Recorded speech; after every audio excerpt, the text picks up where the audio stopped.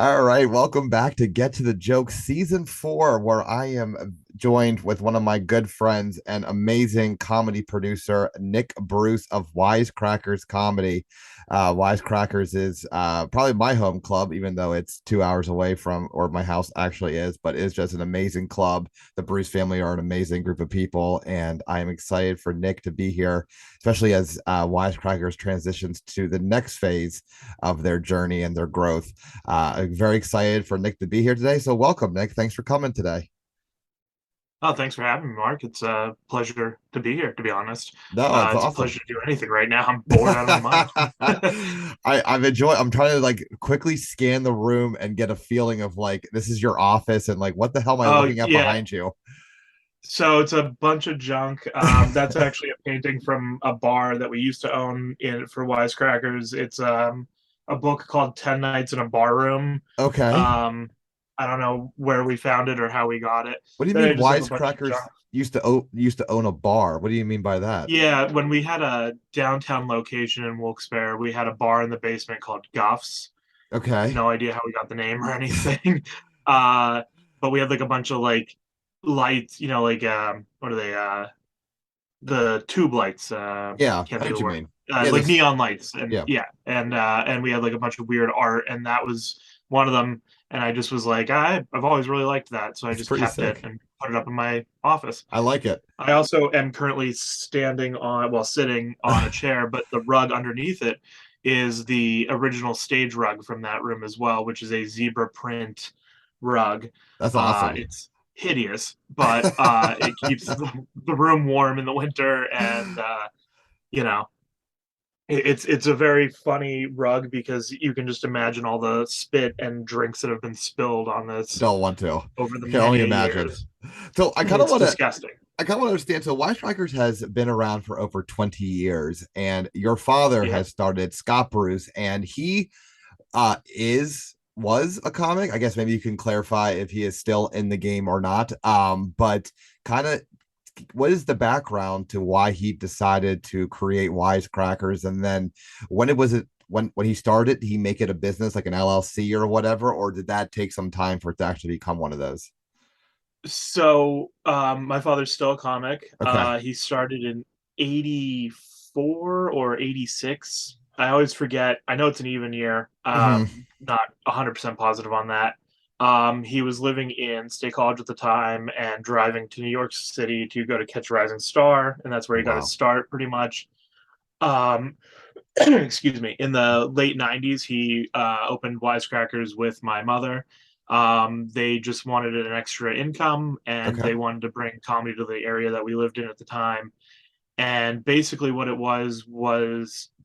were just in like hotels across the area, like different ballrooms, Hmm. different meeting rooms, stuff like that. And it was just like a once a month kind of thing here and there. Sometimes it was a seasonal thing, sometimes it was just whenever they wanted it. Hmm. And then I'd say that was like 98, 99. And then by 2000, he had become an LLC. Oh, sorry, Okay. that was my cat. Uh, All right. she's just leaving the room. She doesn't like me. Um, I don't blame her. By 99, 2000, he became incorporated as an LLC. And I think that's what we still are. I don't remember. Might be an S corp. I don't know. Business. Okay. Paperwork that I see and I just don't register. Um, and then from there, we started to put down roots in different rooms all over Pennsylvania. We were in Hazleton for a long time. We were in Scranton, Wilkes-Barre, Bartonsville, Wow. Stroudsburg, East Stroudsburg, Allentown, State College. We're still in State College, which is a Mhm. seasonal room, but we're trying to find a permanent room down there. We're currently still in Wilkes-Barre at Mohegan Sun, Pennsylvania, or I'm just Mohegan, Pennsylvania now. That's our main location. That's the one that I run. But we, at one point, I think we had 10 running. We had three technically in the Wilkes-Barre, four technically in the Wilkes-Barre Scranton area. We had one in downtown Wilkes-Barre, and then we had two in Scranton and one just outside of Scranton. And Wow. we were running 6 shows a weekend. And then we had Allentown. and then we had Stroudsburg and State College all running at the same time. So you said he started the first club in where he grew up, which was State College, then, right? The first Wisecrackers was from State College. Oh No, no. no, no. Actually, he the first one started in Hazleton. It was Okay. just like an off, like a one-time thing. He was just doing it, basically because they were like, well, let's see if it will do well. And we started at a place called Genetti's Hotels. They just gave us their like grand ballroom type thing, and we sold out, I think, 3 shows in 3 months, like once every month. Nice. And from there, they were just like, well, let's see what happens if we go to, once every month for a Hmm. year. And then it turned into, let's go to weekly. And then it turned into, well, we are today. Yeah. So now how did your involvement come into it? Is it just because your dad was a working road comic and was the most responsibility on your mother and then you eventually, and that's how you got into it? Because you have a sister and she assists you guys, Yeah. but I wouldn't say that she is as involved as you and your mother are at this point. Yeah, no. My sister doesn't really help. She helps out. She does a Hmm. lot of like the extra work when she wants to, but she kind of does her own thing. And personally, I never wanted to do this. This was, I just needed a job, and it happened to be, hey, can I fill in for a little while until, Yeah. you find somebody else to help out? And here I am, 8 years, 9 years later, still doing it, and now taking over as much as I can. But originally, I was trying to just find a new job and move out of the area, and now I'm stuck, kind of doing my own thing with it, hopefully, and making it slightly better. Yeah. Maybe, maybe, I maybe. think Fingers so. crossed. I mean, it's a very cool club. I mean, you're probably one of the few, I would say, second generation comedy clubs. I mean, first of all, I've interviewed actually your counterpart, Happy Valley Improv was last week, and I got Oh, to sure, yeah, interview, but to some of the more independent, locally owned comedy clubs, which is, I don't know, that just seems to be they're more authentic rooms, in my opinion, than the kind yeah, of industrialized one size fits all kind of places like improv and those kind of things. But you're one yeah. of the The few. helium and stuff. Exactly. Yeah. But you're one of the Yeah. few second generation rooms. So what would you say your father had done to kind of set up you for success for when you have now kind of taken over almost completely? I feel like at this point. Well, I mean, your father's a working comic. Did his responsibilities shift from being a road comic to running Wisecrackers, or did he have a healthy split between the two?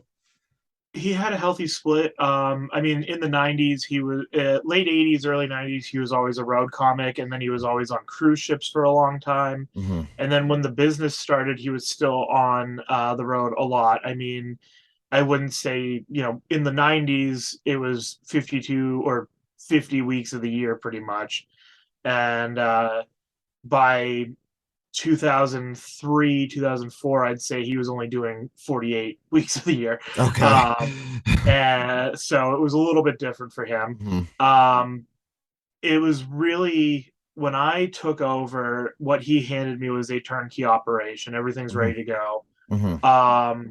He did do a lot of the groundwork. I think the nice thing about being in this area and starting like the club in this area was it's a small area, so we can kind of build the local group, and it's Mm-hmm. not like a high turnover rate of people. And even if it was oh, I knew about it when I was a kid, so now I'll check out a comedy club when I'm 21 or Mm-hmm. whatever kind of thing. Um, so as far as setting me up for it, I guess just really the last 8 years or so, I mean, he's really just gone over like the tax work and, introducing me to people, showing me how to become a better, person with Yeah. meeting people. And I was always good at it, but now I'm far superior, and I'm much better at being in a room with a bunch of people and making my way over and saying hello to somebody that I need to when I have to. Nice. And that was something that I didn't necessarily always need to do, but now I've really got to make sure that I got to dedicate my time to the people that matter the most Mm-hmm. instead of worrying about somebody that's not necessarily who's there for me. Very true. Very true. Now, so if I do the math and you've taken, geez Louise, you've taken over 8 years ago and your father was working the road for 48 weeks a year, 90s to 2000s, who was responsible for the club then after 2000? Because so you had taken over in in like the like right after maybe 2010, like 2015 time or 2014, who Yeah, ran it from 2000 to 2014 when your father was not there? Was that your mother? yeah. So my mother ran the Scranton room primarily for all Hmm. those years. We've had a number of people on and off work for us over the years. We had a woman named Donna, actually Mike Stankiewicz, Oh the yeah. comedian. Yeah. His wife worked for us for a long time. She ran one of our rooms. Hmm. Um, one of my father's best friends from when he lived in State College, and where my one of my mom's best friends as well. They worked together, and she ran the Allentown room for us for a long time. Her Hmm. name was Diane. Hmm. Um, is Diane? She's still here. She just doesn't work that often for us anymore. It was just a mix of people, people that we've always known, people that we'd hire randomly. And it just always kind of worked out. My father always had a person for something, and Nice. kind of how I am now. I know somebody, and if I need them, I call them. Nice. I don't know how I know them. I just know them. Now, what have you done, or maybe what are you going to do to kind of, as you've taken over the responsibilities of the day-to-day operation, to make this club more yours? To kind of, or are you trying to keep it the Scott Bruce brand, or is it like, hey, no, Nick's coming in now and trying to put his little thumbprint on it? I'll try to keep some of it the same, but mostly I'm trying to bring it more modern. Hmm. I'm trying to get it not um not cookie cutter in the Hmm. sense of like other comedy clubs, but I Hmm. am trying to get it more brand recognition. I Yeah. want, when I want people in this area to hear comedy club, I don't want them first to think like vaudeville or anything like that. I want their Hmm. first thought to be wisecrackers. Like I Yeah. want comedy to be comedy, and I want wisecrackers to be where they think of comedy. Yeah. Um, I want them to think, oh, I'm going to be able to go there and see high-end professional comics Hmm. from all over the country. And that's what I've really been doing the last 2 years is bringing in newer talent. Not that there's anything wrong with our older talent because I Hmm. love all of them to death, Hmm. but I'm trying out and bringing in newer people. And a lot of the new people that I've brought in have really done great so far. Nice. And it's just been fantastic working with them overall, which is Nice. just great because who doesn't want to see new people every now and then? Now, You need a new laugh. are you doing this because you're going to stay in there for the long haul, or are you trying to set it up to it for a way to then hand it off in a nice package to somebody else? I haven't thought of that. I don't know what I want. I mean, I have a full functioning business at this point, Hmm. and knock on wood, after COVID, everything seems to be getting better. Hmm. Especially this year, 2023 has been great so far, minus this Hmm. hiccup of being closed for a month to move upstairs, which is hopefully going to be way Yeah. better than I expect. Yeah. Uh, That video is but hilarious, by the way. yeah, it's real wild that they just are like, yeah, you guys don't need to be open while we move you. Whatever. But it's just it's been a really great first three Mhm. months of the year. And I mean, we haven't had these kinds of numbers since I want to say 2017, 2018 even. Nice. It's been big. It's been really well, and I'm very happy with it. So maybe if I can keep it going and not every weekend just feels like I'm going to work Hmm. necessarily, because like I never believed in that whole thing, if you do something that you love you never work a day in your life. I never Hmm. believed in that because it's still work. you Yeah. don't you don't love it that much, trust me. Because realistically, at the end of the day, like the only reason I do this is to hang out with people like you at the end of the show and get a beer. Yeah. No, uh it's a cool there's room. Yeah. Yeah, there's nothing fun about this job. Like I've heard the jokes a million times sometimes, and I Yeah. have to deal with angry customers about something. And but I mean, I could see myself staying with this for a long time, as long as it keeps going, and as long as people know we're here. Mhm. I'll be happy with it. Well, yeah, so you brought it up. Let's talk about it. So you're right now. You guys are closed for a month while the casino has determined that's your room. Even though I love that room, I mean, very cool Yeah, vibe to that room. You walk in, it's like it's kind of like walking into like a, I don't know, you walk in and the stage is right there. It's like you feel like it's a legit comedy club. You don't feel like you're in like a hotel conference room or like an attic of, like a bar or something Yeah, like that. It feels like you're a legitimate club, particularly for someone like myself who doesn't get that many opportunities to do so. It's a very, very cool yeah. room. You've always been Well, thank extremely you. supportive of the comics. Well, let's talk about the fact that you do have the Mohegan Sun Casino. Wait, or is it Mohegan Casino now, or is it still Mohegan Sun? They went through it. It's Mohegan, Pennsylvania. Okay, I it's guess still they're Mohegan they're Sun making Casino. Mohegan, Connecticut, and we're Okay. going to be Mohegan, Pennsylvania. So when you Google it, it's not confusing. Okay. I, But I I think that's the only reason. which is cool because comedy and casinos have been longstanding. I mean, even going back to like the 50s, 60s, I mean, prior and all those things out in Vegas. So it's cool that it's a room in a casino and like a legit casino. It's not like a shady casino, it's a real casino. Yeah, it's an actual casino. It's a legitimately real casino. But you are at the mercy of the casino, so they can just shut you guys Yeah. down for a month. Have you explored opening your own brick and mortar comedy club and putting out a shingle? So we had one, the downtown Wilkes-Barre location. We had one for, I'd say, 5 years. Mm-hmm. It was when I was in high school, so like 2003 to 2008, probably. It was when we Mm-hmm. had that. And it kind of worked and it kind of didn't. The Mm-hmm. problem is, as a lot of people that live in Pennsylvania might know, and some other states also, you have to have a liquor license, Mm-hmm. and they're very expensive. Mm-hmm. The other problem is in this area, there's not a lot of like commercial space that's laid out exactly how we'd want it, Mm-hmm. and finding something that's either close to the population or reasonably, sized would Mm-hmm. be kind of hard to get zoned and permissioned for, seating like this. Mm-hmm. So as far as like opening another brick and mortar goes, I don't see that happening unless it's like maybe the state college location we could try that with. Yeah. But up here, I think we're going to stay at the casino because we've always had a good time with them. Yeah. They're extremely supportive of us. Mm-hmm. I know the closing down doesn't seem like it, but I get it. Mm-hmm. The hallway was not up to their specs, and I understand that. I mean, Mm-hmm. I get it. I Mm-hmm. walked down that hallway all the time, and I know what they're talking about. Yeah. So, um, I I'm okay with the closure for a month.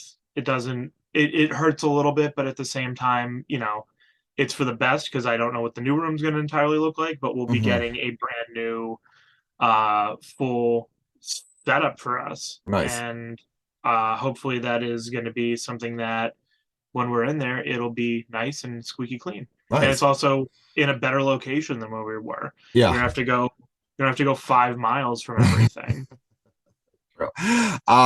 So when you think about the daily operation, which is kind of where I want to interview, is like, hey, I mean, everyone sees what you do Friday night and Saturday night, but there is so much work that goes into making sure that those nights go as seamless without a hitch. And even still, you have to, even though some things like maybe a drunk patron or a comic doesn't show up, things that are unexpected, you do probably have plans for that because that's the first time you experienced it. What would you say is the biggest stressor point for running a comedy club like you do?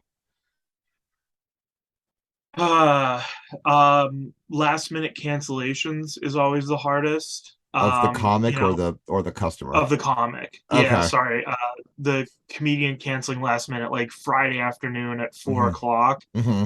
because I get if something comes up, but if you get a better show, that's kind Mm-hmm. of hard to Yeah. take. Like I'm getting kind of a punch in the gut from that. Mm-hmm. But um, if I get a call at 4 o'clock on a Friday saying, "Hey, I'm not gonna be able to make it because of this," then I Mm-hmm. understand it. But if they're like, "Hey, I got a better paying gig on Friday at 4 o'clock," Yeah. then Yeah. I feel I'm like, "What the? Come on, Yeah. man!" Yeah. Or You can woman, swear on or here. You're person. fine. Yeah, I try not to. But it's just it's a tough call to get, Yeah. especially on a Friday. Mm-hmm. Um, but luckily, knock on wood, we have not got a lot of those calls in the last couple of Nice. years on a Friday. Mm-hmm. Getting one on a Tuesday or Wednesday is a little bit more negotiable because then I can like start calling around and finding out who's Yeah. close, Mm-hmm. who's available, stuff like that. Um, that's a really big annoyance. But Hmm. I mean, at this point, I have in my head, I can think of 200 comics I can call or text at the last minute and be like, Hmm. hey, you open this weekend by any chance? I know Yeah. it's a long shot. And luckily, there's a few that are like our go tos Hmm. for last minute fill ins, and they're always happy to be there. They're Nice. ready to go. And it just sucks being like, hey, it's 4 o'clock on a Friday. Can you be in Wilkes-Barre at 8 o'clock? And they're like, yeah, I guess. But it's very lucky that occasionally on a Friday I don't get that phone call anymore. Nice. Um, the biggest headache though lately for me has been Hmm. just getting so many emails of not very good comics.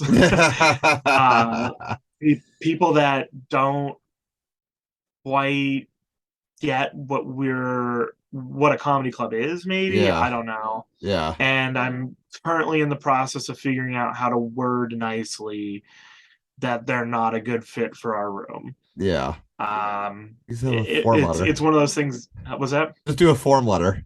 Dear I Yeah, comedian. that's I was thinking about like copy and pasting because it's you can tell that they copy and paste these emails to Yeah. everybody, which Yeah. is fine. I get Yeah. it. You're mass sending emails, but if Hmm. I'm gonna get a copy and paste emailed and I'm gonna have to sit through 200 videos a week, like I'm gonna start copy and pasting back. Hey, I don't Yeah. think you're a good fit for this reason. Yeah. Eh. But I mean, that's the tiring part lately is just some of these videos that I'm like, wow, yeah, this is the best you've got, and you're So asking for more time. maybe this is a good part of the conversation to kind of set the table and give the audience an understanding of what it is you all do for the club. Yeah. Because you're more than just the person that checks the person in at the door. Maybe if you don't mind running through a week in the life of Nick Bruce as it pertains to Mm. getting the show ready for Friday and Saturday night and all the stuff that you have to do. I mean, I know it's probably variable week to week, but if best you can Yeah. describe how Well, it works from Sunday morning when the weekend's over. when the show ends till the next weekend. Yeah. Well, how long is the show? How long is your podcast? Because that depends on how much time you want me to Because actually you're give a you. one man shop, right? I mean, your mother helps out the day of, and your I mean, father she is. helps out the day of, and in her office she does Mhm. some of the QuickBooks stuff, which Okay. I'm slowly taking over. But I am not good at math, so that's a tough one. Okay. But Sundays and Mondays are usually my days off, but I Okay. still get a lot of calls and emails and text messages, which is fine. Hmm. But Tuesday morning when I get up, I'll have a cup of coffee, I'll check my emails, and then by half hour later, I'm sitting in front of my computer checking videos, sending emails, getting the calendar ready, Hmm. chatting with my web team to get the website updated for whatever, getting social media done, Hmm. getting if we're doing an email blast that week, if we're doing text messages that week, we're setting those up, and then by uh, that starts at like 10:30, 11 in the morning, and then by 6 I'm usually done. Sometimes depends on the busyness of the week. Hmm. Then Wednesday it's more videos, a lot of more videos, a lot of more Hmm. emails. Booking is always like a big thing. I try to do that. I'll Hmm. send out the confirmation emails on Tuesdays telling the comics that, hey, you're here this weekend, don't forget, Yeah. please. um, Now I've got that automated, which is very nice. Nice. And then Wednesdays I usually try and reach out to people for booking. That never really stops though. Like if I see somebody that I like Hmm. on Instagram or Facebook or whatever, I'll just send them a message and see if they answer. Um, get their exchange information, stuff like that. Try and work it out. Hmm. But then Wednesday, I'm usually sitting and looking at a calendar for the next like 6 months and trying to figure out how far out I can get stuff to work. If comics can book that far in advance sometimes. Hmm. I usually try to stick within 3 months just to be safe. Um, I always try to find alternates just to be safe also. Hmm. Like if I know like who's already on the show, like I'll put Hmm. 3 comics on and then I'll have backup plans for who can work with who overall and make like a Okay. pyramid out of that. Jeez Louise. um, I have a whiteboard over here with what state college I planned on getting. I actually wanted to just do this whole wall with whiteboards so I could have like my calendars on it all the time. But now Yeah. that Google Calendar is just so updated and can flow Yeah. between everything, Yeah. that's kind of what I use. Um, then I also have to manage when like paperwork has to be done for taxes for the club. I Hmm. have to manage the go between for the casino and us. So like if they have anything, they call us and they're like, "Hey, you need to clear the chairs out." I have to go over and take the chairs out. Hmm. Um, and then Thursday, I usually just finish up whatever I didn't get done Wednesday.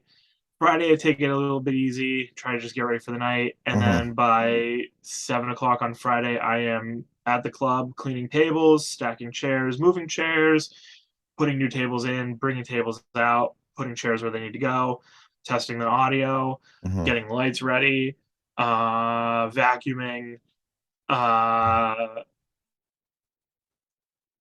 getting drinks ready for the comics, getting everything set up and order ready, and then by 8 o'clock I have the door open and I'm counting tickets and getting ready Nice. people to go to their seats. And Wow. then when the comic starts to roll in, I then have to like be concierge to them and like take care of anything that needs to go with them. Yeah. Uh, then by 9 o'clock, I have the show. Like I have the sound going for the Hmm. show. I have a stopwatch running on my phone at all times, so I can check when comics need lights. So Hmm. if like Park, you're on stage, you say, "Hey, give Hmm. me a light at 14 minutes," so I know I have a minute left. Hmm. I have a stopwatch counting down from 15 to 0, and then when it Hmm. gets to that, I give you a flashlight from the back of the room. Hmm. I do that for all three comics. Some of them Hmm. don't pay quite as good attention as others. If you are a good one, you pay very close attention to when the light goes up. Others, not so much. So I have to stand and make sure that they do it over and over and over again. And then I have customers that come out and are like, "This just isn't funny," and I'm like, "You aren't very funny." Uh, um, and then I hang out with the comic staff for the show on Friday Yeah. night, get a drink, go Hmm. home, eat something, go to bed, wake up Saturday, do it all over again. And then Sunday morning, I wake up to a text message saying that one of the comics overcharged the room and didn't pay for it, and I have to go take care of it. Oh So gosh. that's my Sundays. Some Sundays I have to drive comics to the airports. Sometimes I Yes, have to I can vouch for ride to New York. You never know what I'm going to get what I'm going to get a phone call from. Wow. So the yes, the pros and cons of being a independent family owned comedy club is certainly Yeah, highlight there. Also, so I especially when it's like you're the single person in the yeah. club that knows what you're doing. Yeah.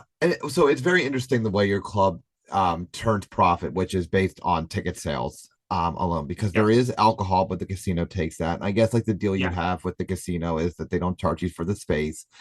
They just charge you, or they just take the alcohol money. Yeah. Um, have you no, so how do you, I would say, like going into a weekend, is the cost of comics variable depending on who they are? Do you use historical records saying like, hey, on this weekend we've been known to make this much, so we can afford to pay this much this weekend, and then book comics based on that? Or is it a standard rate for the headliner feature, no matter who they are, where they came from, credits, anything like that? So pre-pandemic, Mm-hmm. so the best way to describe this is like pre and post-pandemic. Mm-hmm. Pre-pandemic, all the comics kind of like had their own pricing from Mm-hmm. like their agents and stuff like that, Mm-hmm. or our old booking agent would get a price from them and Mm-hmm. then they would go with it. But since I've taken over booking and I've become friends with a lot of comics, Mm-hmm. I've been able to like negotiate prices and stuff like that because they are, looking for work. And Mm-hmm. when we reopened in 2020, everybody was on pay scale. Like it was Mm-hmm. the same price for every comic essentially. Mm-hmm. Headliner got a set price, feature got a set price, MC got a set price, and that was Mm-hmm. across the board every weekend until we started to turn a profit again. Mm-hmm. Then in 2021 and 2022, it's kind of like adjusted. Some people get a little bit more, some people get a little less. Mm-hmm. Some people stayed exactly where they were. Mm-hmm. Um, Pretty much all MCs get, all actually every MC gets exactly the same. Mm-hmm. Pretty much every feature still gets exactly the same. Mm-hmm. Some headliners fluctuate depending on who they are. Mm-hmm. Some headliners refuse. Some people even refuse just to say like, no, that's not an acceptable price. Um, and some people will be like, I only come in as a headliner now. And I'm like, you barely have 20 minutes, so I don't know where you're getting an extra 30 minutes from. Um, but realistically, it's tough to make a decision on what to pay people Mhm. because I'm I'm not good with money. I don't understand it. I don't believe in it. I don't like it. Um, and I know that these people are this is their livelihood. Some of these Mhm. people only do comedy for a living. Mhm. Some of my closest friends in this business, this is their only job. Mhm. So for me to say, "Oh, I only value your time and work effort at this," it's Mhm. I feel like I'm slapping them in the face. And realistically, at the end of the day, I try to make sure that I pay everybody equally and fair. Yeah. And I never want to feel like I'm giving anybody the short end of the stick. Because realistically, I've never been in this for the money. I've just always Mhm. kind of been in it for the love of the comics. Mhm. And yes, I'd love to turn a profit one day more than we have this year so Yeah. far. But it doesn't put an extra zero in my paycheck at all. Yeah. I mean, at this point, I'm making less than what most comics make in a weekend sometimes. Wow. So and I'm fine with it because Mhm. realistically, my needs are net. My needs are net. My needs are I pay my rent. I paid my Mhm. car off. If it wasn't for getting hit with my taxes this month, and owing the IRS $2,800, I'd Jeez be. Louise. Yeah. Yeah, I know. Well, how does a guy that makes no money owe them $2,800? Tell me that. Um, Mhm. so it's one of those things that like if it wasn't for that, I'd be Mhm. set right now. Like I'd Yeah. be completely comfortable. I'd be happy with my money situation. Mhm. And it's like, why am I getting hit with this shit at the Yeah. last minute? But it's whatever. Mm. I just try to make sure that the people that I am taking care of are taken care of before me. Yeah. Well, that's very cool of you. I think all comics appreciate what the Bruce family and what you've done for them. So I don't think Yeah. I'm unique in that way. And we Um, always, whenever we can, we always try to bonus the comics more if yeah, we can. I can vouch for If we that. do, if Yeah. we do better in a weekend and you came in at a set rate and we Mhm. did better than we expected, you're getting a bonus. And if Yeah. we didn't do better than we did, or we did worse than we did, you're Mhm. still getting the set rate. Like I Yeah. know clubs that don't pay. Yeah. If they were like, oh, you were supposed to come in at $300, but we only had Mhm. 12 people in the room, so I'm only going to give you $200. Mhm. Now that doesn't happen with us. You still get the full $300 regardless. Yeah. If we cancel one of the shows, sometimes we like if it was you drove in during a snowstorm and you worked for us, or you didn't work for us, and we canceled the show because of the snow, we'll still pay you the full amount for the weekend Yeah. because it's not fair to you. I can You could vouch have for stayed that. in New York As I City and was, worked at a show yeah, and made money, or you could have stayed in Philly and made a show.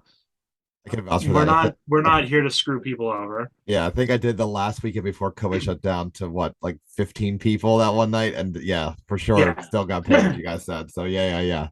No, very One cool. of my favorite stories about paying people and horrible weather was Yeah, I think it was like 2018 or 2017. It was like one of the first or second times we had Mike Vecchione there, yeah. and there was a huge snowstorm on Saturday night, like just Hmm. massive. And in Wilkes-Barre, that means And something. yeah, Yeah. it was big. And I remember I drove over to the club Hmm. and I was like cleaning the tables, and I was like, well, I'm gonna go upstairs and see if there's anybody even in the casino, Hmm. like gaming or anything.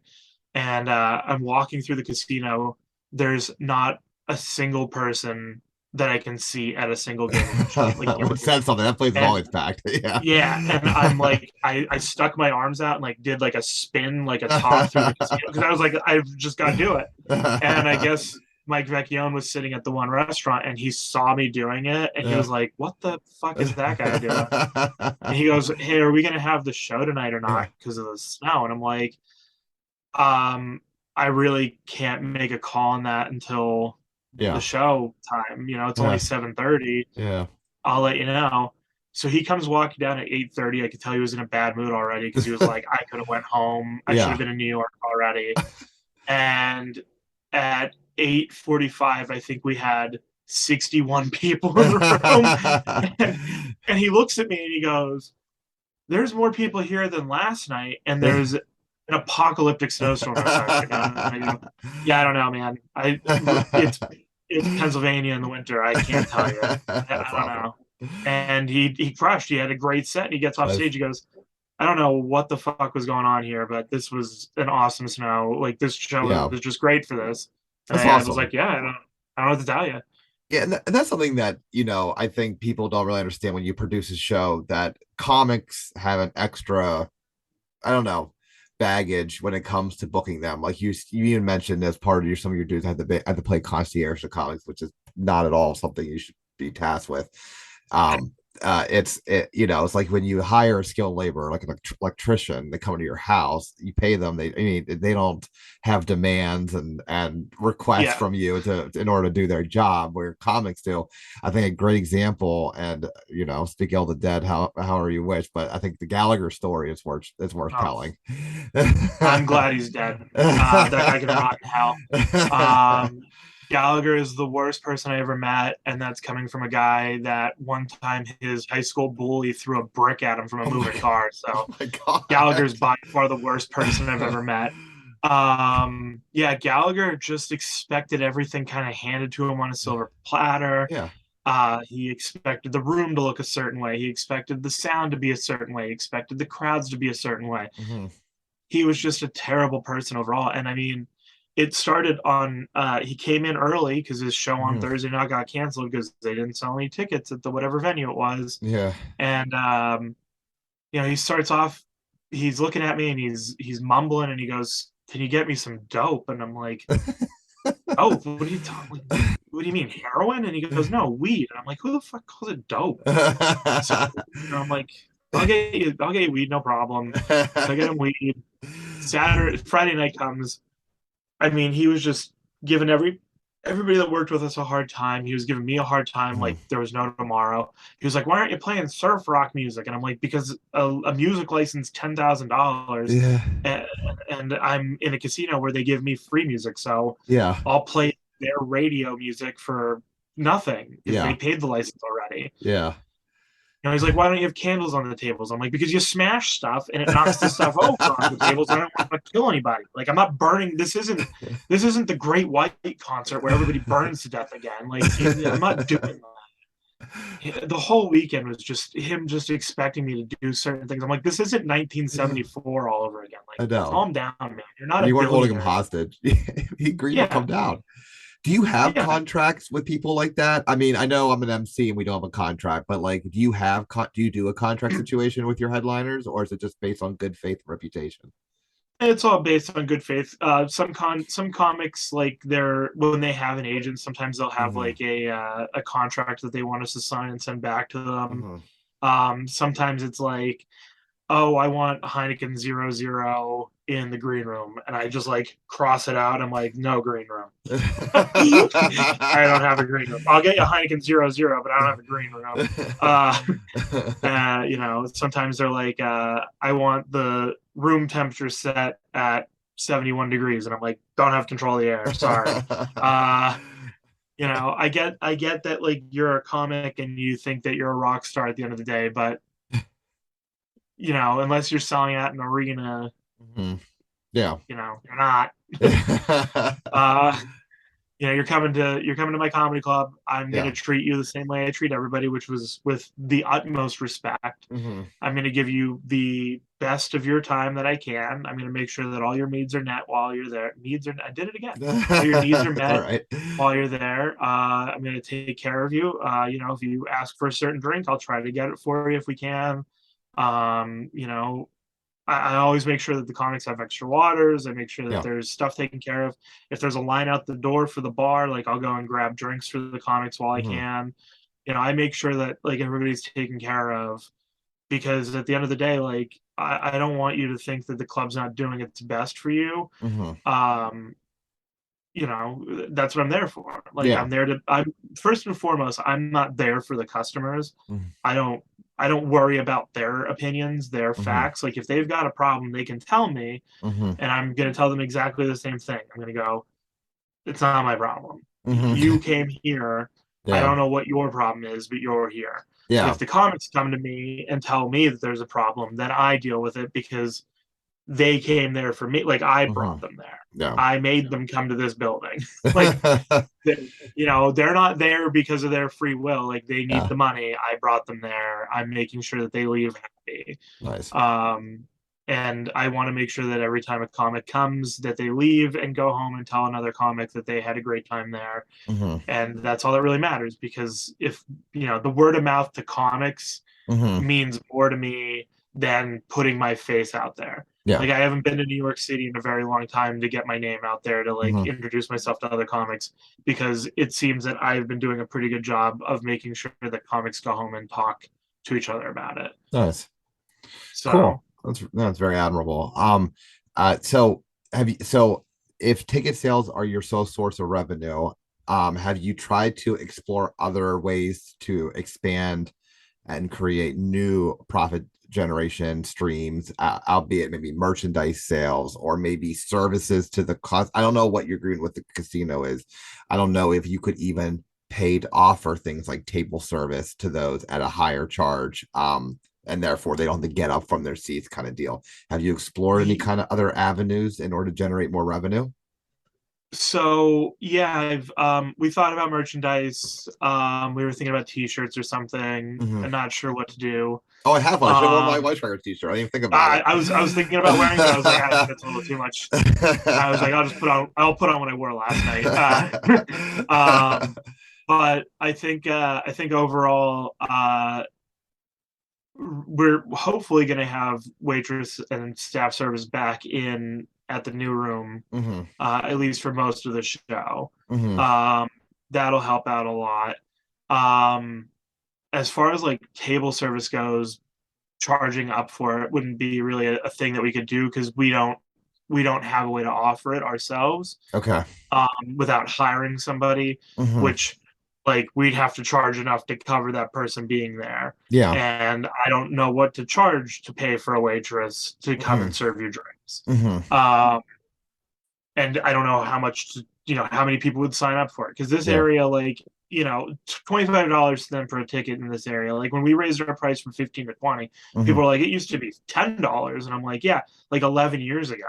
And then like when we raised our price to 25, they're like, it used to be $8, and I'm like, yeah, when we opened in 1999, it was $8. Like Yeah. it hasn't been $8 for almost as long as I've been alive. Like it's pretty ridiculous, Yeah. but um I don't know what we could do as far as generating more, but I do Hmm. think that advertising more will bring more people in. Hmm. And that's like one thing that I'm going to try to do more of in the next couple of weeks to promote when we reopen. Hmm. I'm going to get a billboard, which I don't know if billboards really do that much, but it might, especially in this area because there's a lot of driving. Hmm. I'm gonna do that. I'm gonna try and do like maybe a radio spot again.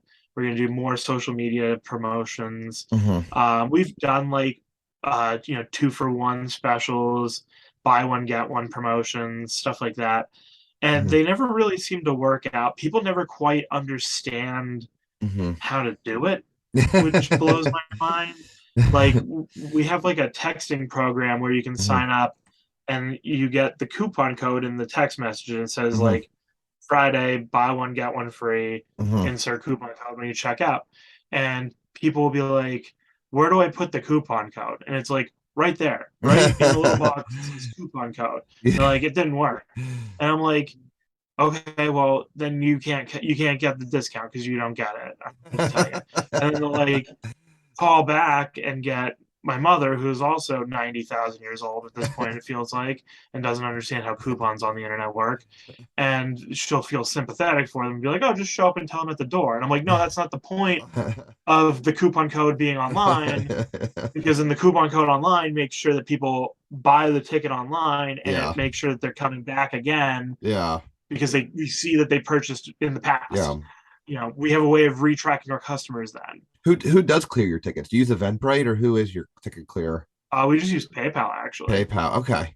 Okay. Yeah, Nice. we use PayPal for checkout, and we have like WooCommerce through Okay. for our tickets. Yeah, Nice. it's like just a shopping cart checkout. when you look at the list, Friday, Saturday nights, and probably not, I don't know if it's weekly or monthly, what percentage would you say are repeat customers? At least, and by repeat I mean they're there once a month to come see comedy. Oh man, I once a know, month. bad Hmm, guesses only. yeah, that one's actually a tough one because um I'm better with faces than I am with names Okay, usually. yeah. Um, so when I see the list, there's a couple names on there that I will recognize a lot of. Like, Hmm. like this one guy, he comes a lot. I'm now drawing a blank on his name. Oh, it's your buddy, Oh, the guy from guaranteed. the Fireball. Yeah, Yeah, Dave Grantine. yeah, He comes a lot. yeah. They'll come like once every couple months, maybe Hmm. once a month. Hmm. It's slowed down now that they have a kid. Not that I know him that well or anything. I just happen Yeah, to know the fact that he had a kid. yeah. But like that name I recognize, and I Nice. know where he'll sit and what he want, like what table he wants and everything. Yeah. And then there's other names where like I'll recognize the name, but I'm not Hmm. like 100% positive who it is. And then when they walk in, I the facial recognition and the name Yeah, goes together. And I'm yeah, like, oh, it's that person. So I try to make it a point for people that are like there pretty regularly to remember them. yeah. But then there's people that come and they're like, yeah, I'm here all the time. And I'm like, well, I'm here all the time and you're definitely not. So I don't, I don't know what to tell you. Um, That's I'm very literally true. here every weekend and Yeah. this is the first time I've ever seen you. Yeah, no, I mean, I'm only interested because like it's an interesting business model that you have where the Wilkes-Barre is a very close-knit community, and I was wondering how many people from the Yeah. community come out and support with the casino, which you have people coming in from all over the place coming in. So it's like I would like to know, like, do you know what percentage of your crowd are locals versus out of town casino people? I don't know how you would describe them. Tourists. I don't know how you would. I I would probably say that well, it's tough because like a lot of people don't change their driver's license over Yeah. lately. I don't know why, but people will come in and be like, "Yeah, I have an out-of-state driver's license, but I live here now, so here." And I'm like, "I don't. That's too much information for me. I don't need to know." Uh, um, I'm just asking your last name. You know, Yeah. but I would say probably 80% of our customers are locally based Hmm. Okay. on That's awesome. on the that's probably about right. That Um, means a lot. maybe To you. 75. Do you try to do anything for the community? Do you try to get your name out as far as like raise? I mean, I know you guys do fundraisers, but as far as like you Yeah, we do guys, a lot of fundraisers. do you guys do like baseball team jerseys or anything like No, that? Okay. I I would love to. I really wanted to get involved with the Scranton Wilkes-Barre Penguins, Hmm. which is the farm team for the Major League Penguins, like Yeah. the NHL Penguins. Yeah. I really wanted to get like a billboard on their like Stadium uh, or on the arena. ice, Yeah. but I don't know what that costs, and the season's almost over, so maybe next year. Um, because like they used to come, like the team themselves used to come after the season was over at least Hmm. once a year, Nice. and or like whenever they were off in the area. Hmm. So I remember I'd get like a purchase of like a weird like Scandinavian name for like 14 tickets, and Yeah. I'm like, who is this with 14 tickets with a name like with 11 letters in it and none of them make sense next to each other.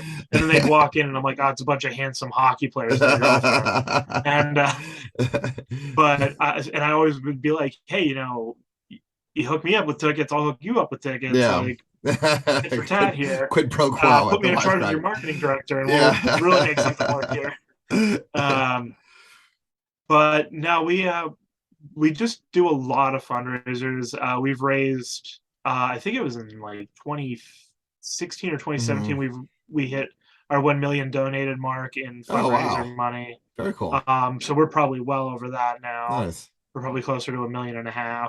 Do you see that when you Um, do a fundraiser and you're getting like an organization, let's just say Big Brothers Big Sisters or something like that, you probably do get a lot of people who have not been. I mean, probably the person who organized has been to your club before and are fans, but then you probably get a lot of people who have not been there before. Does that generate repeat business, or do you see fundraisers falling off after like the initial fundraising event? Like no, there's sometimes. sometimes people will say like, oh, we'll have like a fundraiser, and then like a couple months down the road or something, like a couple will come in and be like, oh, we were here for such and such fundraiser and we had such Hmm. a good time, we're back again. And I'm like, great, that's glad to hear that. Hmm. Fundraisers, we have a couple, like the fundraiser themselves are repeat fundraisers, like they come year after year, sometimes twice a year. Hmm. And like our bigger ones are like, there's a I don't know exactly what they do, but they're called Candy's Place. Okay. I um think I they're remember that one. twice a year. What's that? I think I remember that uh, one. I think I might have hosted one of yeah, their yeah, shows. I think you did the one with us. Yeah. But they did, they do twice a year usually, and they've got upwards sometimes of 200, 250 people Hmm. that they bring in alone. Hmm. And that's a really nice fact because, some of those people do come back, but, at least once a year, I can guarantee on 250 people coming for Yeah. Candy's Place. Yeah. So that's always a good thing. Very cool. Very cool. Have you ever thought about offering food down there as well? I was always thinking, I was like, man, this place, I don't know about the new location where I was like, man, if Nick got like a little freaking like hot dog cart down here and sold those for like a couple bucks, I would for sure be paying for hot dogs. I don't know what you could do with the casino because like that is the room, but I was just thinking on top of my Yeah. head, I was like, I seen so many people like even Grand Teed goes out and gets the cheesecake from Yeah. Yeah. Wolfgang Pucks or that came from upstairs, but or the bakery or something. But Yeah. So when we originally opened, we were yeah, originally going to have like a menu of like just snack things like hmm, soft pretzel, yeah, like a popcorn um, thingy. popcorn chicken, Yeah, stuff that you could throw into hmm, a fryer quick yeah, and put out on a table. And the casino was like, I think this was like right when we opened in 2014 at the casino. They were yeah. like, that's a good idea, but maybe we'll do a trial run later on with it. And then that just kind of fell apart. Okay.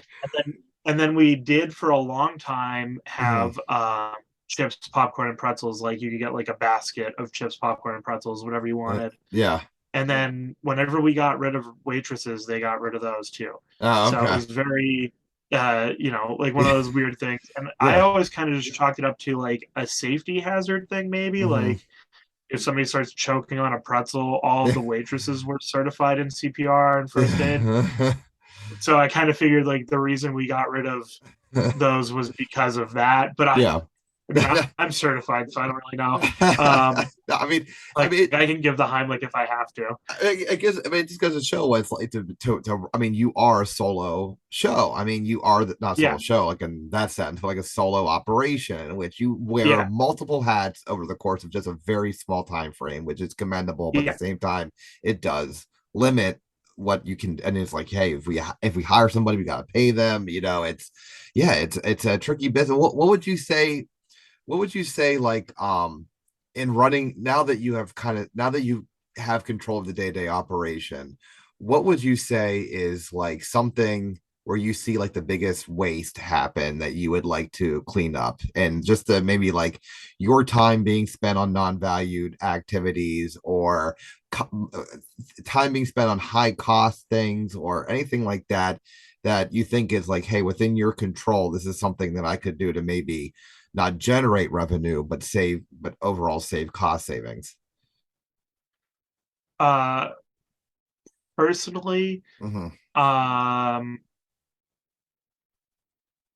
hmm, I mean, everything I do, I have found the most efficient way to do it. Hmm. So, like, when I'm watching comedy videos, I'm also doing, like, I'm multitasking. Hmm.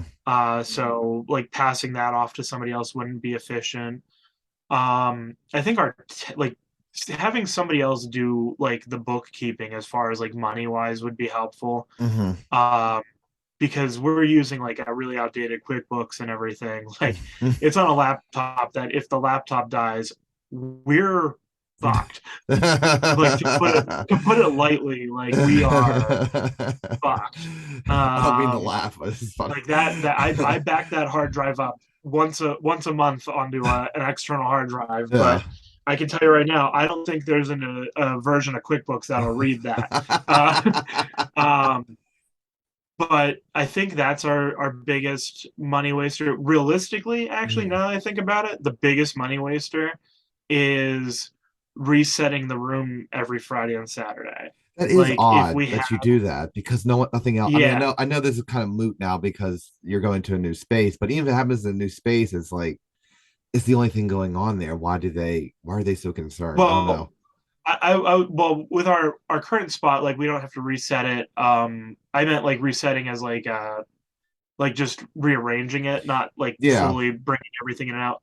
But I Hmm. meant like my big thing is like, so say that Candy's place was coming Hmm. in on Hmm. Friday night and they had 250 tickets sold, Hmm. and they were like, we can guarantee that there's going to be 200 people there. And then Hmm. on top of that, we have another 100 reservations. So right Hmm. there, there's 300 people. Hmm. And then we have 20 Mohegan Sun comps, Mohegan, Hmm. Pennsylvania comps. Hmm. So that's 320 people possibly in the room. Hmm. Currently, the room is only set for 165. Hmm. I have to go there and bring in another 180 seats and tables. Are you responsible for all the you talked about just the different ways you were going to think about promoting the new room and stuff? Are you so I know you have a web team and they're in charge of your website. Are do you have a social media team and a promotion team or I guess a marketing team? That's what I was looking for. A marketing team. You are the marketing It's team. all me. It's What have all you me. what have you Um, found to be the most reliable source of people like coming to Wisecrackers due to something that you put out there? Would it be, I mean, let's say word of mouth, uh, word of mouth I out have there? no idea. No idea. Okay. No idea. I can't figure it out. We seem to get a lot of views and response on Instagram, Mm-hmm. but I don't know if that translates into ticket sales or not. Mm-hmm. I can't tell. Mm-hmm. We can set up like a click through thing. Mm-hmm. Like my web team and I were discussing this. We can set up a click through thing that will show you how many people purchase a ticket from the Instagram or Facebook. Yeah. And not to get super political on Mm-hmm. this or anything, but um, Facebook is obviously not a very good company. And Yeah. to set one of the, we personally, until they give us an option to do it, I don't want Mm-hmm. to do it. But personally, it's not in my best interest to do it because on Facebook, if you wanted to set up like the click through to see how many people are purchasing something from your link that you posted, Mm-hmm. they require them capturing your metadata. Yeah. So like if you Mark were to go and see the Wisecrackers ad Mm-hmm. and click, oh, I want to buy that ticket, it then remembers everything you've done for Mm-hmm. like the last 15 minutes Mm-hmm. up until that point, like all Mm-hmm. the ads you've seen, everything like that. Mm-hmm. And then it'll track what you'll do after that for the next half hour. Mm-hmm. And I'm not okay with that. I Okay. don't want until Facebook gives me the option to say like don't collect my Yeah. customers' metadata. Mm-hmm. I don't want us using it. Yeah. So if you ever see our ad and it's like you can click and buy tickets right now from our ads and it won't Mm-hmm. track anything, Mm-hmm. but we're not using like the key that says like, hey, track and transfer our stuff. So that click through Um, link that you use is that do you guys pay for something? Do you guys pay like an outside service to do that then for you guys? no, it's right through Facebook's algorithm. But if you Okay. wanted to get how Oh. many people actually click the link and like if they bought something then from you, Mm-hmm. you have to pay for it. And Oh then yeah. they also then like basically are like, we're gonna steal your customers' Yeah. data. And I'm You're not like, no, wrong. I don't care if people are buying tickets from Facebook. Yeah. That's not of my interest. Yeah. I'd rather just have the ad out there and if somebody clicks it, they buy it. Okay. I don't need to know if they're doing it because realistically, I don't. You don't need to give any more information to Mark Zuckerberg. Fuck him. Very true. That Well, fucking robot piece of shit. Uh, so your web team, now yeah, where did you find these people or person? crazy. So it's two people. His name is Blazer Lotto, and his girlfriend's name is Allie. Shit, I'm drawing a blank on her last name. That's okay. Jacobs, and I went to high school with Blaze actually. Hmm. They're about the same age as me. Blaze and I pretty much grew up together. We would play. He was in bands, and I would book his band. Nice. His little brother and I are very close. Well, we're very close. I Hmm. haven't talked to him in a while, but I've known Blaze since probably 2002 two, Hmm. and he moved back to this area, and I just happened to need a website rebuilt Hmm. after falling out with our old website team, Hmm. and I was like, I wonder if Blaze is available, and I sent him a message, and he was like, absolutely, I will be glad to go over with this. And he, so far, him and Allie have absolutely just completely built everything that we needed. Like Nice. anytime I ask him for something, he gets it done immediately. We just had we did like not really a photo shoot, but kind of a photo shoot for like Hmm. the moving. Hmm. We did a Facebook and Instagram ad where like I'm riding up the escalator holding the Yeah, sign, that's awesome. and he filmed that for me. Nice. He came out on the last night and took a bunch of great photos, and we're gonna get those up on the website. He Hmm. filmed the whole show, and I watched part of it today. It looked fantastic. Nice. I mean, they are just the two of them are just the best that I've ever worked with as far Awesome. as a company. I mean, I don't consider them a company. I consider them friends and family at this point because like that's who I hire. I don't Nice. hire somebody that I can't get along with. And I'm glad that like literally today, like I had a problem with my computer and I was talking with him all day about it. And he's like, I'll just come up and we can go get dinner and try to fix it. And I was like, I'm not gonna make you drive all the way up here just to fix my computer. And he was like, no, I'd gladly do that, man. I want to just hang out. And I was like, nah, don't worry about it. Nice. That's very And cool. yeah, he's a great guy. Him and Allie, just they're just fantastic. Oh, cool. Have you ever thought of doing comedy on more nights than just Friday and Saturday nights, or even maybe more events? So I know you like music. Have you even thought about, hey, I have a room. It seems to only be used just for comedy. Is it possible that maybe we could do something more? Have you ever thought about entertaining? I know you had an open mic there for a hot second, but have you ever thought about Yeah. entertaining more events in your space for the week? So we used to on Thursdays we used to have an open mic night. We probably Hmm. had that from uh 2015 until 2018 probably. Hmm. It turned into just a showcase at one point. It was just like all the best of the best local comics, and that's how Hmm. like we ended up getting some newer faces on our stage, like some MCs and some good Hmm. comics and some people that are fantastic comics, and Hmm. then some people that just weren't. It was real hit or miss with the open mic night, and it just turned into like a shit show for a while. Okay. And then so we've had some other people try and take it over. Hmm. Terry Granahan tried to do Hmm. open mic night for us for a while. It didn't work out for her. Hmm. Paul Spratt tried to do a comedy class at our room. Hmm. He had like three people sign up for it. They barely ever worked out. Hmm. Um, I in our room that we are currently in, Hmm. there was a movie screen that would drop down from the ceiling with a projector. Hmm. And I always did want to do like a Mystery Science Theater 3000 type thing That'd be with like cool. the comics, Yeah. like before or after the show. Yeah. I always thought that would be fun, but it just never came to fruition, Okay. essentially. Like I wanted to, but it never worked out. I also don't know if anybody in this area would be into it necessarily. Hmm. Um, Not that there's people that don't know what science theory is, but it's just like, are they going to come and watch some idiot and his friends just make jokes about a movie? I don't know. But I thought it'd be funny to do with like you or like somebody else that, just send the movie out, be like, hey, come up early, we'll do a movie night and we'll Nice. just bust the balls out of this movie for a while. And then it just never happened. And I forgot all about it until like literally just right now. um, but Nice. now we were never really able to do like a band in there. The spacing's not right for Hmm. it. It's just not the right thing. Also with the casino, like there's the upstairs bars that have Hmm. music in them. Hmm. And then they do their big party on the patio on Thursday nights in the summer. And they Hmm. have like big tribute bands like a couple Hmm. years ago, like right after the pandemic, they had Sublime with Rome, Oh, which was like wow. wild.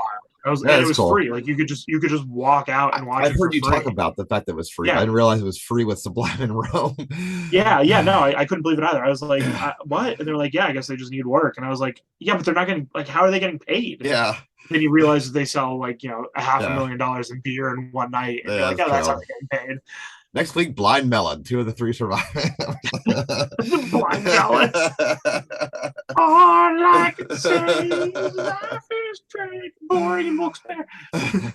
Have you ever thought about have you ever thought about, so I know you guys do fundraising, but have you guys ever offered, and maybe in your new space, or I don't know, like again, it's weird with the casino what they would allow you and not allow you to do. Would you allow someone to, because I know Tom does this in state, Tom Bruce, your uncle in state college does Yes. it. I forget the company that sponsors him. I don't know what the arrangement is, but I know that he announces ahead of the show the company. Again, I apologize, Tom, that I can't remember the company. They also has like a banner in there. He tells me once a week, and I don't know what the company is. It's I know it's like something with like It's Windows probably or something. written somewhere in this room, and I don't Yeah. know what it is. Have you ever, I mean, have you ever entertained just like a steady income from that end? Just like, hey, we'll put up, or is that something that goes against the brand of Wisecrackers from the Mohegan, Pennsylvania space? I've never really thought about it. I mean, as far as state college goes, their sponsorship deals go. That's more towards like the actual payment of the comics, Mm-hmm. because like their ticket sales work differently down there than ours. Mm-hmm. Because he does so many fundraisers, we obviously split the price of the ticket sale with the fundraiser Mm-hmm. and us. So if the fundraiser sells X amount of tickets, they get X percentage of the ticket, Mm-hmm. and then we still guarantee the comic gets Mm-hmm. X percentage, or X pay at the end of the weekend. So X tickets, Z pay. We have to Mm-hmm. figure it out. So if he's getting sponsorships, that's how he's helping pay for the comics, and if he has to rent a room or something like that. Mm-hmm. Sometimes he also gets hotel sponsorships, which is also really nice because down there they don't have how we have it at Mohegan, Yeah, which is where really nice. the hotel is attached to us, and Yeah.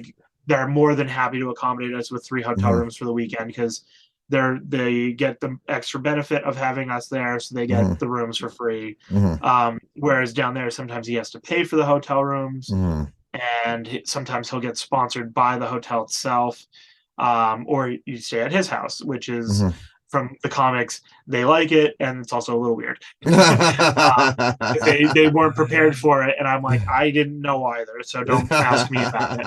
Um, Okay, very Apparently, cool. my uncle has a life size Dobby. Is that the elf from Harry Potter? Oh, I've never seen Harry Potter. Don't. Neither have Sure. I. I don't know anything Okay.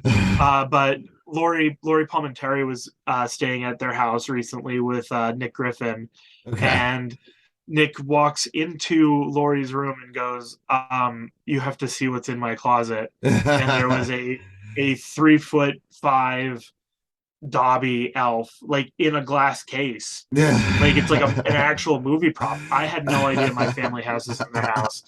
Uh, I'll give. and she like took pictures with it and stuff. It's really wild. I'll remind me and I'll send you the article she sent me. She wrote like a blog about it. I know It's you very also fun. used to put comics up in your. I know you've offered me some, a few times. It's like Yeah. it's wild that you guys like comics. I'm not a million years old, and the comics stay with me. So. Uh yeah, I've made some poor decisions of letting people stay in my apartment that I shouldn't, but you know, What's the craziest bef- story? Craziest story. You only give a comic's name unless you want to. Craziest story. What happened in your apartment with a comic? so I had an MC staying with me. Um, he'll know exactly it was him as soon as I start telling the story. If he listens to this or he hears it, Yeah. um, he won't care either because he'll find it funny. But he had just gone through a terrible divorce, and he was uh, drinking more than usual. And I had at that time I had always kept a handle of Jack Daniels on top of my refrigerator, Yeah. and I knew he was coming into town, so I bought two because I also had a bit of a drinking problem at the time. And he had drank a whole handle of Jack Daniels by himself from Friday into Saturday, during Saturday too, while I was gone most of the day. He also got an Uber and went to some woman's house that he met on Tinder and had a pool day with her, and then a pool evening, if you know what I mean. and then left and came back to my house, finished the bottle of Jack Daniels, passed out in the guest bedroom. I came home. I didn't, the whole house smelled like chlorine. Uh, um, so I take a shower and I leave and I go to work and he shows up and nothing seems out of the ordinary. He tells me what happens. And then we hang out, get a couple drinks, and then he's like, "Hey, do you care if I get an Uber? I'm gonna go meet that girl again." I was like, "No, go right ahead." And then he ends up bringing her back to my place, and I was like, "Come on, man! Don't bring a stranger into my it apartment." didn't even show that night. He did the show, and I'm then he like, left how good was that after the show? show. What? How good was that show? It was a great show.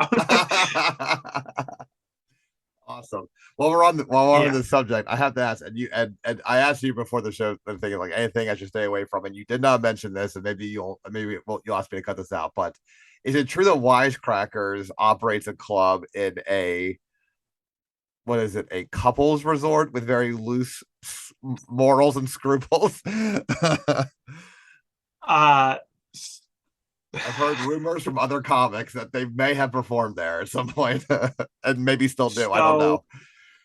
the technical answer is yes, we operate it, but the kind of answer is no. So we do the booking for Cove Haven and Pocono Palace, which are honeymoon retreats or lovers weekends retreats. And they are heart-shaped hot tubs and glass champagne hot tubs, and a lot of their activities at this place revolve around getting to know your partner better. And sometimes people go there to get to know other people's partners better. And that's one of the only places that we do have a contract with all of the comics that work there for us. And the contract openly states, do not have sex with with any other customers. Um, I'm so sure yeah, there's I'm sure that that. contract's been without upheld the entire time you've had it. I don't want to know. I really do not want to know. Oh man. I was gonna be the I'm fly on the not, wall I when your don't dad want, tries to I, pitch that as a new room to your mom. well, luckily they run that themselves. We just put the comics there. Yeah. I tried booking it for a while, but they were always like, I don't like this person. And I'm like, we don't like anybody that I put in there. So who do you want? And they're like, this person. I'm like, he's dead. And they're like, okay. And they're like, how about this person? And I'm like, she's too much money. Like, I don't think you quite understand what comedy is, but okay. Oh man. Well, this was fun, Nick. This was very fun. Oh, well, thank you very much. I do want to end on. I'm super excited about your new room. I'm super excited that I am too. that the opportunities now there's a whole new opportunity area, new energy, new everything in that room. Um, what what is the ask of my audience in addition to checking out wisecrackers.biz and going to one of the coolest independently owned comedy clubs in there? What is the ask of and my audience is probably mostly other comics, and maybe you're asking something around videos being sent to you. What is the ask of the audience? What would you like them to know about the new room, and what potential is there for new things and new opportunities in that room?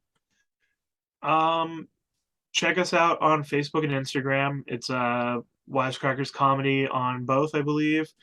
Um, if you aren't a comic or are a comic, check out the club. If you're a comic and you're looking to get booked, send me a message. Let me know how you found out about me.